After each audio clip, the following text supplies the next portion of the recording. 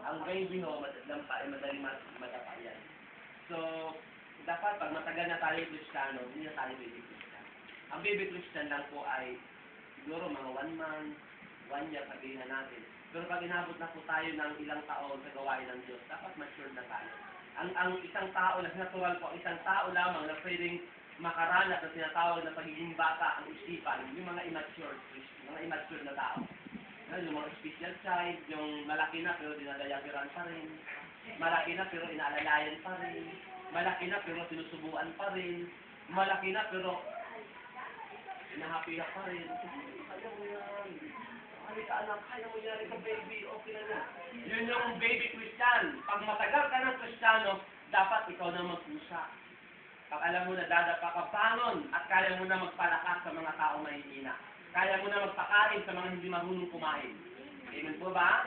Ilang taon na po tayo sa gawain ng Diyos? Nora, ilang taon ka na sa gawain ng Panginoon? 6 years. Ay, ikaw, nanay. Dito sa, Yung sa Panginoon, kung kalatan na. Talagang mga ano na, no? Matatagal na, no? Ka naman nagpatuloy. 2 years ka lang ngayon, NOTN. Ikaw, Manny. Ganun ka na? So, dapat tumatagal tayo sa gawain ng Diyos. Dapat nagmamature po tayo. Dito lang po hindi ako makano kasi may pintas naman. Wala problema po doon. Ang mahalaga po doon, yung maturity natin. Yung po tinitingnan ng Panginoon. At ang pagiging mature Christian, kung minsan wala naman sa patagalan yun eh. Meron nga, pabago-bago lang eh. Ano kagad? Mature kagad ang ugali. Eh yung iba naman, tagal na, hindi pa mature ang ugali. Aba, gusto-gustuin ko na yung bago na mature. Kaysa matagal ng hindi pa mature. Mas gugustuhin ng Panginoon yan. Amen po ba? So, huwag tayong papayag na ang tingin sa atin ay parang special side. Huwag ganon. No? Ang special side, nakakatuwa naman talaga. Pinagkakawalan tayo ng Bibuli. So, huwag tuwa sa atin ng Bibuli. Special side dyan naman. Talaga naman. Huwag tayong papayag ng ganon. Pakita po natin, you are a victorious Christian. We are a victorious Christian. At mangyayari lamang yan. Alam niyo po ba ang paglago ng tao? Ang pagiging mananagumpay, malaki po ang kinalaman ng ating choice dito. Amen. May part na ginawa, nilagay ang Diyos sa atin, may part din po tayo. Ang paglago natin, may parte tayo, may parte ang Panginoon. Hindi pwede ipasulo mo na lang sa Lord, i-ask na lang sa Panginoon, Lord, palaguin mo ako. Kung hindi ka naman kikilos, hindi ka lalago. Ano ang part ng Panginoon para tayo mag-mature, para tayo magtagumpay? Ano ang parte ng Panginoon? Magpapaalala. Ha? Magpapaalala. Ano ang part ng Diyos sa atin? Ang part ng Panginoon, una-una sa lahat, niligtas ka. Pangalawa, binigyan ka ng mga gifts. Nung tinanggap mo ang Panginoon, meron tinatawag tayo na spiritual gift na binigay sa atin ng Panginoon. Ibig sabihin, meron kang kakayanan maglingkod sa Panginoon. Walang Kristiyano na walang kakayanan maglingkod. Walang Kristiyano na inutil. Lahat ng Kristiyano, nung tanggapin mo at pinasok mong larangan ng pagtanggap kay Kristo, automatic na yan, biniyayaan tayo ng Diyos ng lakas. Biniyayaan tayo ng wisdom, biniyayaan tayo ng kapasidad para tayo ay maglingkod sa Panginoon. So ano naman ang part po natin? I-apply po natin, i-work out natin yung mga talento na mayroon tayo. Binigyan tayo ng kakayanan tumugtog. Paggamit ko sa payo, tumugtog ka. Kasi kung biniyayaan ka ng Diyos ng gift na ito at hindi mo ginamit, hindi ka talaga matututo. At hindi ka lalago. At hindi sa lahat, ang sabi ng Panginoon, ang mayroon ay kukunin pa at ibibigay sa iba. Nawawala po yan. Kinakalawang po yan. Okay? So, kung biniyayaan ka ng Panginoon na mag-preach, i-ano po natin yan, mag-preach. Ha? Mag-preach. Tingnan niyo po, ang sabi ng Romans, chapter 12, sa mga sumusunod, kung maglingkod, maglingkod. Kung magbigay, magbigay. Di ba? Kung magturo, magturo. Kapag yung binigyan ka ng talino magturo, hindi ka nagtuturo. Binigyan ka ng Diyos maglingkod, nakakaya na maglingkod, hindi ka naglilingkod. Ibigyan ng useless lamang ang meron sa atin na magagandang bagay. Kung hindi po nagagamit sa kanilang katiyan. Amen? Sino man na nagumpay? Amen. Sino ang gusto magtagumpay? Amen. Meron pa tayo dapat pagtagumpayan. May pagtatapos. Lagi nasa proseso po tayo. May pagtatapos. Amen? Gusto man tayo ng Diyos pagtagumpayin kung ayaw natin. Wala pong mangyayari. Hindi po tayo makakatagal. Sasabihin ko na po sa inyo. Kapatid, sasabihin ko sa inyo ito. Totoo po ito. Sasabihin ko po ito sa inyo. Pag hindi ka handang lumago, hindi ka tatagal. Sabihin ko po sa inyo ito.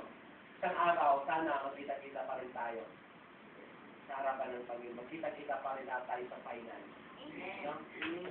Walang bibitaw. Walang bibitaw. Mamaya, magkaharapan tayo ha. Walang hanapan doon ha. Asan na si si Sister Nora? Ito magkakasama tayo sa umpisa. Bakit tayo lang nandito? Wala, umayaw.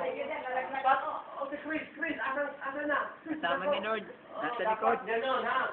Sama-sama tayo hanggang final. Walang iwanan. Amen po ba? Amen. Huwag tayo paiiwan. Amen. Pag hindi tayo handang lumago at hindi tayo handang magtagumpay, sasabihin ko sa inyo, hindi tayo tatagal. Mawawala tayo. Mawawala tayo sa listahan. Labanan natin, mag-usbas naman tayo. Pag alam natin, hindi natama, hindi nararamdaman natin, release agad. Okay, common sense lang yan. Alam mo ang tama, alam mo ang mali. Hindi natin kailangan ng matitinding doktrina, hindi natin kailangan ng mararaming karunungan sa Biblia para lang malaman natin ang mali at ang tama. Alam na natin yun. Kaya hindi Kristiyano, alam nila yun eh. Amen. Di ba? Alam nila ang tama, alam nila ang mali. Pero ang tanong nung, matapos mong malaman ang mali, matapos mong malaman ang tama, anong dapat mong gawin? Aba, di piliin mo yung tama. O, alam mo pala na ikaw ay madaling manghina sa isang bagay. Dapat, sunod, magmalakas ka na dyan. Halimbawa, ang ibig sabihin ganito. Halimbawa, pag nakikita ko si nanay, ay pumukul ang dibdib ko. Susunod, pag dapat ipaghandaan mo, susunod. Pag nakita ko si nanay, dapat kailangan. Batiin ko na siya. Ako na kung hindi man niya ako batiin, babatiin ko siya. Yes. Dahil lugi ang hindi nagbabati. Lugi yung hindi nagbibigay. Amen? Amen. Magpapalad yung tao na kahit hirap man siya ginagawa niya isang bagay, papalad nagbibigay kaysa tumatanggap. Huwag natin hanapan yung tao na hindi nila binibigay. Amen po ba? Amen. Amen. Mahirapan ka lang. Kung ayaw ng tao, anong paki mo? Parang gano'n, di ba? Mahirapan ka lang, makasaktaran ka lang. Halimbawa, pinipilit mo mapasayo itong libro na ito at ayaw ko naman ibigay, gusto mo pa rin, masasaktan ka lang. Huwag mong hayaan pilitin sa sarili mong kapamaraanan. Ang kung ayaw mong ibigay, kung ayaw ibigay sa'yo, edi hayaan mo siya doon. And then ikaw magbigay. Ganun lang po yun. Okay, kahinaan ko rin dati yun. Pero praise God. Kahit hindi niya ako pansinin, ako papansin sa inyo. Pero ang papastor yung kung ano daw gusto mong gawin sa'yo na gawin mo yun. Gawin mo sa kanya. Hindi Yes. naman kasi ang panlaban sa Diablo. Ang gusto niyang demonyo, mainis ka, pero pag ikaw alam mo ang katatayuan mo sa harapan ng Diyos, hindi ka, ikaw ay peacemaker.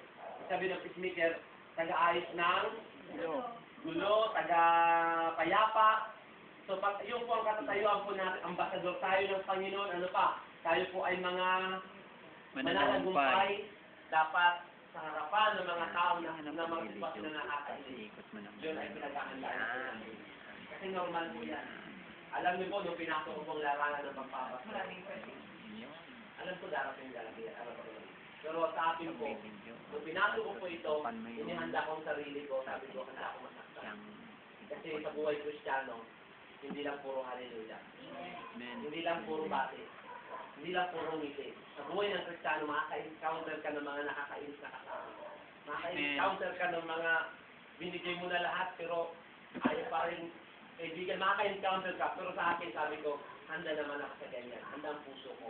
At handa rin ako magpaalala, handa ako magsabi. Kung ako man ay dumating sa punto na hindi ako matanggap sa aking pagpupursige, hindi ko pa nagutan.